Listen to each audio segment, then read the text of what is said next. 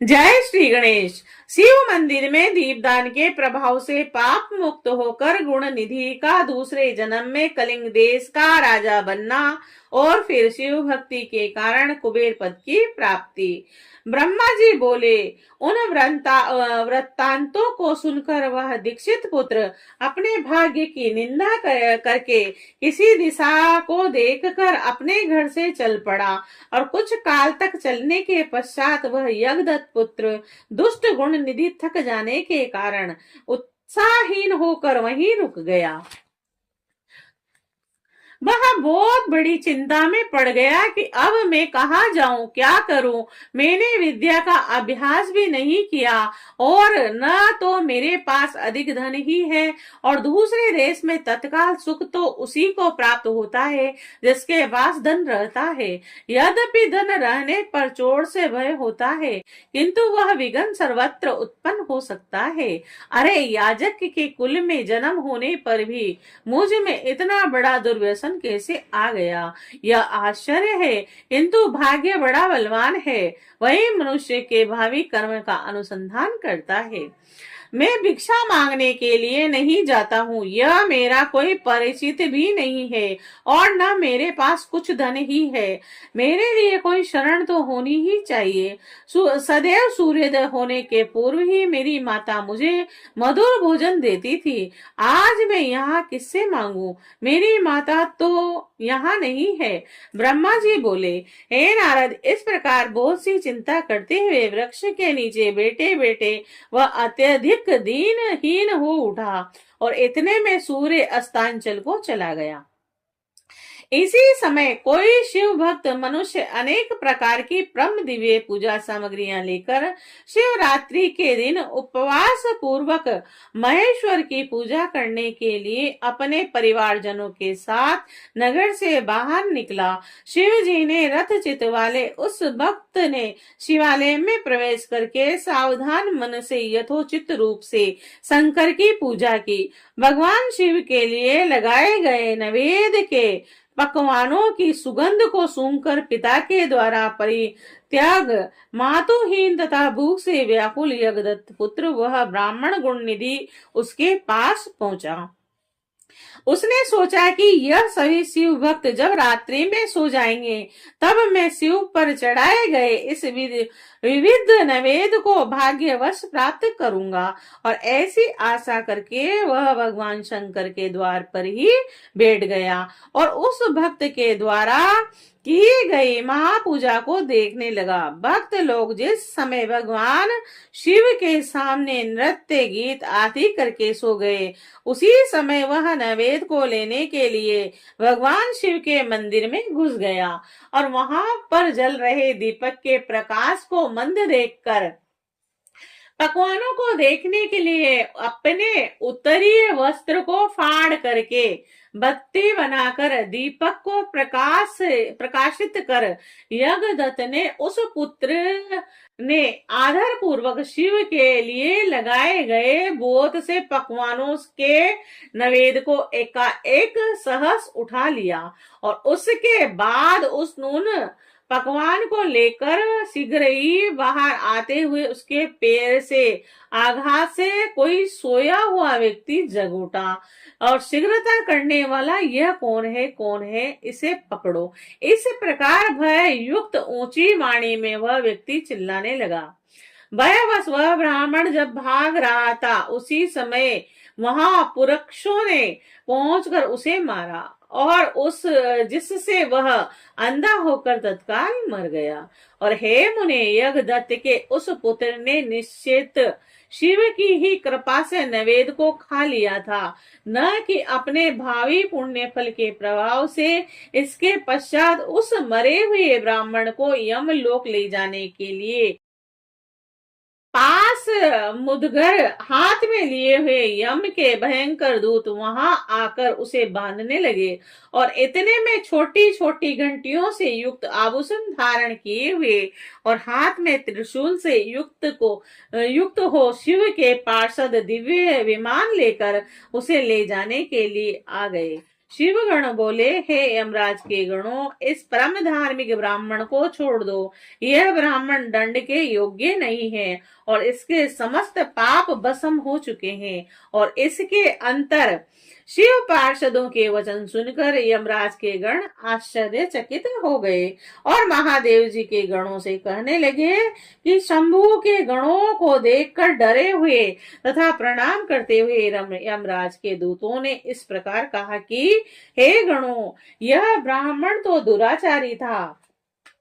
यम गण बोले, कुल की मर्यादा का उल्लंघन करके यह माता पिता की आज्ञा से प्राण मुख सत्य सोच से परिभ्रष्ट और संध्या तथा स्नान से रहित था। यदि इसके अन्य कर्मों को छोड़ भी दिया जाए तो भी इसने शिव के निर्माल्य चढ़ाए गए नैवेद्य का उल्लंघन किया है, अर्थात चोरी की है। और इसके इस है कर्म को आप सब स्वयं देख लें। आप जैसे लोगों के लिए यह स्पर्श के योग्य भी नहीं है। जो शिव निर्माल्य को खाने वाले, शिव निर्माल्य की चोरी करने वाले और शिव निर्माल्य को देने वाले हैं, उनका स्पर्श अवश्य ही पाप कारक होता है। और विश्व को जानबूझकर पी लेना श्रेष्ठ कर है और अछूत का स्पर्श कर लेना भी अति उत्तम है। किंतु कंठगत प्राण होने पर भी शिव निर्माल्य का सेवन उचित नहीं है। धर्म के विषय में आप सब जिस प्रकार प्रमाण हैं, वैसे हम लोग नहीं हैं। हे शिवगण सुनिए, यदि इसमें धर्म का लेश मात्र भी हो तो हम सब उसे सुनना चाहते हैं। यम के दूतों की इस बात को सुनकर शिव के पार्षद भगवान शिव के चरण कमल का स्मरण कर कर कहने लगे। शिव के सेवक बोले, हे यम किंकरों, जो सूक्ष्म शिव धर्म है, जिन्हें सूक्ष्म दृष्टि वाले ही जान सकते हैं, उन्हें आप सदृश्य स्थूल दृष्टि वाले कैसे जान सकते हैं। हे यमदूतों, पाप रहित इस यज्ञदत्त पुत्र ने यहाँ पर जो पुण्य क्रम किया है, उसे सावधान होकर सुनो। इसने शिवलिंग के शिखर पर पड़ रही दीपक की छाया को दूर किया और अपने उत्तरीय वस्त्र को फाड़कर उससे दीपक की बत्तिका बनाई और फिर उससे दीपक को पुनः जलाकर उस रात्रि में शिव के लिए प्रकाश किया। हे किंकरों, जिसने उस कर्म के अतिरिक्त अन्य भी पुण्य कर्म किया, शिव पूजा के प्रसंग में इसने शिव के नामों का श्रवण किया और स्वयं उनके नामों का उच्चारण भी किया।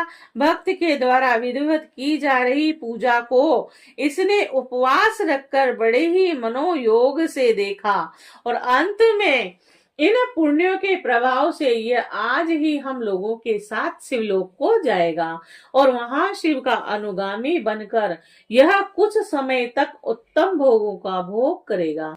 तत्पश्चात अपने पाप रूपी मेल को धोकर यह कलिंग देश का राजा बनेगा, क्योंकि यह श्रेष्ठ ब्राह्मण निश्चय ही शिव का प्रिय हो गया है। हे यमदूतों, अब इसके विषय में कुछ कहने की आवश्यकता नहीं है। तुम लोग जैसे आए थे वैसे ही अति प्रसन्न मन से अपने लोक को चले जाओ। ब्रह्मा जी बोले, हे मुनिवर, उनके वाक्यों को सुनकर प्रणाम मुख हुए समस्त यमदूत अपने लोक को लौट गए। हे मुने, गणों ने यमराज से गुण निधि के उस संपूर्ण वृत्तांत का निवेदन किया और शिवदूतों ने उनसे जो कहा था वह समाचार आरंभ से उन्हें सुना दिया। धर्मराज बोले, हे गणों, तुम सब सावधान होकर मेरे इस वाक्य को सुनो। ऐसा आदेश दे रहा हूँ, वैसा ही प्रेम पूर्वक तुम लोग करो। हे गणों, इस संसार में जो श्वेत भस्म से त्रिपुंड धारण करते हैं, उन सभी को छोड़ देना और यहाँ पर कभी मत लाना। हे गणों, जो श्वेत भस्म से शरीर में उदलन करते हैं, उन सब को तुम लोग छोड़ देना और यहाँ कभी मत लाना। इस संसार में जिस किसी भी कारण से जो शिव का वेश धारण करने वाले हैं, उन सभी लोगों को भी छोड़ देना और यहाँ कभी मत लाना। इस जगत में जो रुद्राक्ष धारण करने वाले हैं या सिर पर जटा धारण करने वाले हैं, उन सबको तुम लोग छोड़ देना और यहाँ कभी मत लाना। जिन लोगों ने जीविका के निर्मित ही शिव का वेश धारण किया है, उन सबको भी छोड़ देना और यहाँ कभी मत लाना। और जिन्होंने दम्भ या छल प्रपंच के कारण ही शिव का वेश धारण किया है, उन सबको भी तुम छोड़ देना और यहाँ कभी मत लाना। और इस प्रकार उन यमराज ने अपने सेवकों को आज्ञा दी, जिसको सुनकर उन लोगों ने कहा कि जैसी आपकी आज्ञा है वैसा ही होगा। ऐसा कहकर वे मंद मंद हंसते हुए चुप हो गए। ब्रह्मा जी बोले, इस प्रकार शिव पार्षदों ने यमदूतों से उस ब्राह्मण को छुड़ाया और वह पवित्र मन से युक्त होकर शीघ्र ही उन शिव गणों के साथ शिवलोक को चला गया। वहां पर सभी सुख भोगों का उपयोग करके तथा भगवान सदाशिव एवं पार्वती की सेवा करके वह दूसरे जन्म में कलिंग देश के राजा अरिद का पुत्र हुआ और उस शिव सेवा प्रायण बालक का नाम दम हुआ। और बालक होते हुए भी वह अन्य शिशुओं के साथ शिव भक्ति करने लगा। कर्म से उसने युवा अवस्था प्राप्त की और पिता के परलोक गमन के पश्चात उसे राज्य भी प्राप्त हुआ और उसने प्रेम पूर्वक अनेक शिव धर्मों को प्रारंभ किया। हे ब्राह्मण, दुष्टों का दमन करने वाला वह राजा दम शिवालयों में दीपदान के अतिरिक्त अन्य कोई धर्म नहीं मानता था और उसने सभी ग्राम और जनपद प्रमुखों को बुला करके यह आदेश दिया कि तुम लोगों को शिवालय में दीप प्रज्वलन की व्यवस्था करनी है और यदि किसी के क्षेत्र में ऐसा नहीं हुआ तो यह सत्य है कि उस क्षेत्र का वह प्रधान निश्चित ही मेरे द्वारा दंड पाएगा। दीपदान से भगवान शिव संतुष्ट होते हैं, ऐसा श्रुतियों में कहा गया है। और जिस जिसके गांव के चारों ओर जितने भी शिवालय हों, वहां सदैव बिना कोई विचार किए ही दीपक जलाना चाहिए। अपने आज्ञा के उल्लंघन के दोष पर मैं निश्चय ही अपराधी का सिर काट लूंगा। और इस प्रकार उस राजा के भय से प्रत्येक शिव मंदिर में दीपक जलाए जाने लगे और इस प्रकार जीवन पर्यंत इसी धर्माचरण के पालन से राजा दम्भ धर्म की महान समृद्धि प्राप्त करके अंत में काल धर्म की गति को प्राप्त हुआ और अपने इस दीप वासना के कारण शिवालयों में बहुत से दीपक प्रचलित करके वह राजा दूसरे जन्म में रत्नमय दीपकों की शिखाओं को आश्रय देने वाली अलकापुरी का राजा कुबेर हुआ।